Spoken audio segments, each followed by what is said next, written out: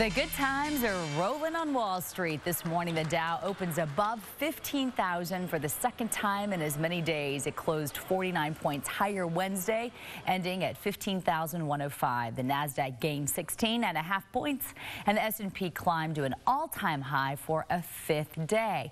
So you got to ask, what do these numbers and records mean for you, the consumer? Here to discuss it is financial expert Lance Roberts with Street Talk Advisors. Good morning, Lance. Now, is the rising number a sign that the economy is improving, or is it too early to tell? Well, actually, unfortunately, the bad news is no, there's a big disconnect going on right now between the real economy, Main Street, and what's happening on Wall Street.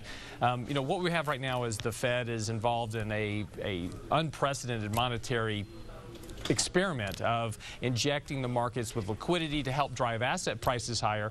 And what that will do eventually is hopefully get consumers confident, well, my portfolio's come back, so I'll go spend more money. The problem is we're not seeing that translation into the economy. Most of your economic numbers have been deteriorating since the first of the year. We're not seeing that translation come in, so it is a concern right now. Okay, so everybody says, why and how does this affect me? You see it going up, you can't help but think it's a positive, but how does it affect each person? Well, and this is the big thing. It's affecting you if you're invested. The problem is that the majority of Americans, 80% of Americans, have very little money actually invested in the stock market. So they're not actually experiencing the wealth effect that's coming out of Wall Street. The majority of the money is with your top 3 to 5% of the economy, which they weren't really in trouble anyway. So, you're not, and that's why you're not seeing that translation from, a rising stock market to bigger consumer spending and more confidence on the street. If you look at consumer confidence numbers, we're still at levels that we were at most recessions. So you're not seeing that come through. Quite naturally, a lot of folks are skeptical because the economy has been up and down over the past few years.